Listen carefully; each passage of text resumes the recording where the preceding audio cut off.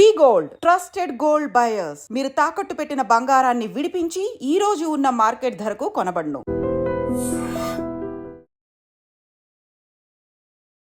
Hi hello నమస్తే, welcome back to iDream media. ఈరోజు మనతో ఉన్నారు MP certified mutual fund distributor అయిన పిఎస్ చంద్రశేఖర్ గారు. సార్తో మాట్లాడదాం. Hi sir. హాయ్ అండి. సార్, జనరల్గా ప్యాసివ్ ఇన్వెస్టింగ్ అనే ఒక కాన్సెప్ట్ ఉంది. అది చాలా గుడ్ ఇన్వెస్ట్మెంట్ ప్లాన్ అని చెప్పేసి వింటూ ఉంటాను. అసలు ఈ ప్యాసివ్ ఇన్వెస్ట్మెంట్ ప్లాన్ అనేది ఏంటి, అది మన ఆడియన్స్ ఏ విధంగా యూటిలైజ్ చేసుకోవాలంటారు? సార్, మ్యూచువల్ ఫండ్స్లో విరాట్ గారు ఫస్ట్ ప్యాసివ్ యాక్టివ్ ఫండ్స్ అనేది ఉంటుందండి. జనరల్గా ప్యాసివ్ ఇండెక్స్ ఫండ్స్ అంటుంటారు, లేకపోతే ఈటీఎఫ్స్ అంటుంటారు. సో మనం బేసికల్గా ఫస్ట్ ఏంటంటే అసలు ప్యాసివ్ ఫండ్స్ అనేది అంటే ఏంటి. ఇక్కడ ఒక ఫండ్ మేనేజరు యాక్టివ్గా మేనేజ్ చేయడు. ప్లస్ ఈ ప్యాసివ్ ఫండ్స్లో ఒక మార్కెట్ బెంచ్ మార్క్ ఉంటుంది. ఆ బెంచ్ మార్క్ ఫాలో అవుతూ ఇన్వెస్ట్మెంట్ అనేది జరుగుతూ ఉంటుంది. మనం దాంట్లో డీవియేషన్ అనేది ఏమీ చేయలేము. ఈవెన్ ఫండ్ మేనేజర్ కూడా చేయలేరు. సో ఇక్కడ ఏంటంటే సార్, ఒక ప్యాసివ్ ఫండ్లో ఇన్వెస్ట్ చేసేటప్పుడు మన రిస్క్లు ఏంటి అనేది మనం మాట్లాడుకుందాం సార్. జనరల్గా ఇదేంటంటే సార్, ప్రతి ఒక్కరూ ప్యాసివ్ ఫండ్ ఎందుకు సెలెక్ట్ చేస్తారంటే లో ఎక్స్పెన్స్ కాస్ట్లు బట్టి దీంట్లో పెడుతూ ఉంటారు. So plus broader coverage of the bench mark, అంటే పెద్ద బెంచ్ మార్క్ తీసుకునేటప్పుడు నంబర్ ఆఫ్ స్టాక్స్ చాలా ఎక్కువ ఉంటాయి కాబట్టి ఎక్స్పోజరు బ్రాడర్ ఇండెక్స్ ఉంటుంది కాబట్టి కొంతమంది ప్రిఫర్ చేసి తీసుకుంటుంటారు. కానీ మనం ఇప్పుడు అర్థం చేసుకోవాల్సింది ఏంటంటే సార్, ఇలాంటి ప్యాసివ్ ఇన్కమ్లో ఇన్వెస్ట్ చేసేటప్పుడు రిస్క్లు మనకి డిసడ్వాంటేజెస్ ఏంటి అనేది ఒకసారి అర్థం చేసుకున్నాం సార్. సో ఇప్పుడు ఒక బెంచ్ మార్క్ ఇండెక్స్ తీసుకుంటే దాంట్లో ఓవర్ వాల్యూడ్ స్టాక్స్ ఉండొచ్చు, రైట్. ఓవర్ వాల్యూడ్ స్టాక్స్ ఉంటాయి కానీ మనం దాన్ని ఇండెక్స్ ఫాలో అవుతున్నాం కాబట్టి మనం తీయలేము దాన్ని. అంటే మనకు తెలుసు కానీ but we are not able to act. ఒక డిసడ్వాంటేజ్ అండి. తర్వాత సార్, ఎప్పుడైతే మార్కెట్ వాలటాలిటీ ఉంటుందో మన ఫ్లెక్సిబిలిటీ లేదు, అంటే మనం మార్చుకునే ఛాన్సెస్ లేదు. నాకు ఈ స్టాక్ పెరుగుతుందని తెలుసు కానీ నేను చేయలేను. బ్రాడర్ మార్క్ ఇండెక్స్లోనే అవుట్ ఆఫ్ ఇండెక్స్ మనం చేయలేము. సో ఆ బ్రాడర్ ఇండెక్స్లోనే ఫాలో అవ్వాల్సింది మనం, రైట్. ఇంకోటి ఏంటంటే సార్, ఇలాంటి ప్యాసివ్ ఫండ్స్ ఎప్పుడైతే మార్కెట్ స్టేబుల్గా ఉంటుందో అప్పుడు ఈ ప్యాసివ్ ఫండ్స్ అనేది బాగానే ఉంటుంది. ఎప్పుడైతే మార్కెట్ వాలటాలిటీ ఉంటుందో ఈ ప్యాసివ్ ఫండ్స్ అనేది సజెస్టబుల్ కాదు, రైట్ సార్. ఇప్పుడు నేను చెప్పినట్టుగా సార్, ఎప్పుడైతే మనం ఈ యాక్టివ్ ఫండ్స్ అంటే ఈ index bench mark follow invest చేస్తూ ఉంటామో, మనం యాక్టివ్ స్టాక్స్ని రీప్లేస్ చేయలేమో, మన రిటర్న్స్ అనేది కూడా పడుతూ ఉంటుంది, రైట్. మనకు తెలుసు ఈ కంపెనీలు పెరుగుతాయని చెప్పి, కానీ మీరేమో ప్యాసివ్ ఫండ్లో ఒక ఇండెక్స్ బెంచ్ మార్క్ ప్రకారం ఇన్వెస్ట్ చేస్తూ వెళ్తున్నారు. మీకు రాలేనప్పుడు ఏం చేస్తారు? మనకు తెలిసి ఇది వస్తుంది కానీ మనం సెలెక్ట్ చేయలేకపోతున్నాం స్టాక్స్. ప్రతి ఒక్కరు అర్థం చేసుకోవాల్సింది ఏంటంటే సార్, ఎప్పుడైనా ఇన్వెస్ట్ చేసేటప్పుడు ఒక యాక్టివ్ ఫండ్ తీసుకుంటే ఫండ్ మేనేజరు ఉంటాడు మెయిన్. ఇది రెండింటికి ఫండ్ మేనేజర్ ఉంటారు కానీ ఇక్కడ యాక్టివ్గా ఉంటారు.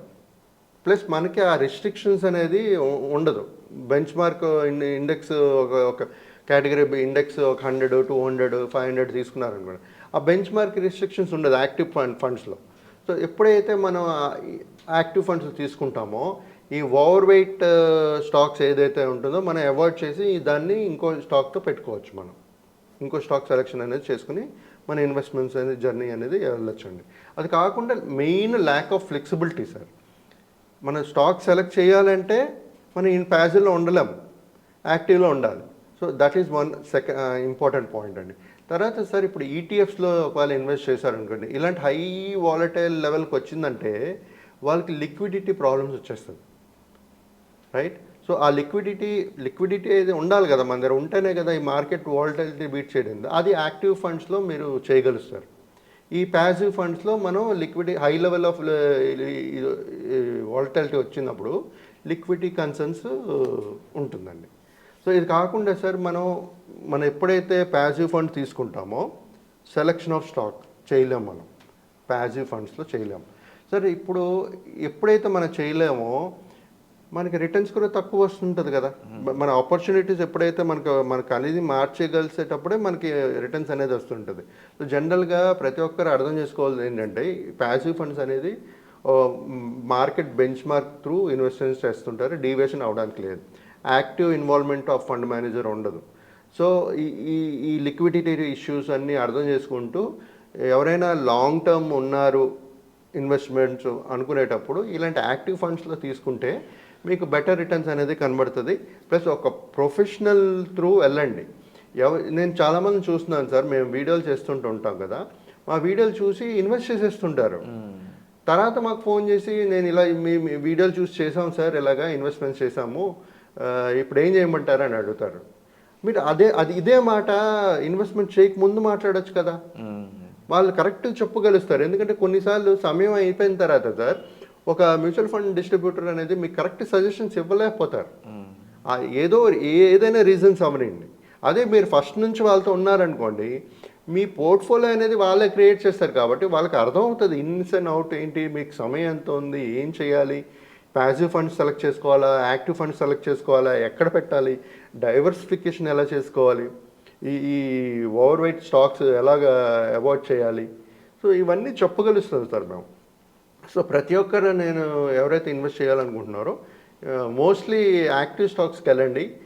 ఎక్కడైతే మీ ఫండ్ మేనేజర్ ఫ్లెక్సిబిలిటీ ఇచ్చినప్పుడు మనం పోర్ట్ఫోలియో చర్నింగ్ అనేది కరెక్ట్ చేస్తూ మంచి రిటర్న్స్ అనేది జనరేట్ చేయగలుగుతాం. చంద్రశేఖర్ గారు, ముఖ్యంగా అంటే ఫండ్ గురించి మనం ఇచ్చే ఇన్ఫర్మేషన్ ఏదైతే ఉంటుందో టైమ్లీ అది వేరే అవుతూ ఉంటుంది. అంటే డిపెండింగ్ ఆన్ టైం ఒక్కొక్కసారి ఆ ఫండ్ అప్ అవుతూ ఉంటుంది, డౌన్ అవుతూ ఉంటుంది, డిపెండ్స్ ఆన్ ఫండమెంటల్ అయి ఉండొచ్చు. అండ్ ముఖ్యంగా ఇంటర్నేషనల్ ఫ్యాక్టర్స్ కానీ గ్లోబల్ ఫ్యాక్టర్స్ చాలా వాటిని ఇది చేస్తూ ఉంటుంది. అండ్ ఫండ్కి సంబంధించిన ఇన్వెస్ట్మెంట్స్, ఫండ్ మేనేజర్ డెసిషన్స్ చాలా డిఫరెంట్గా ఉంటూ ఉంటుంది.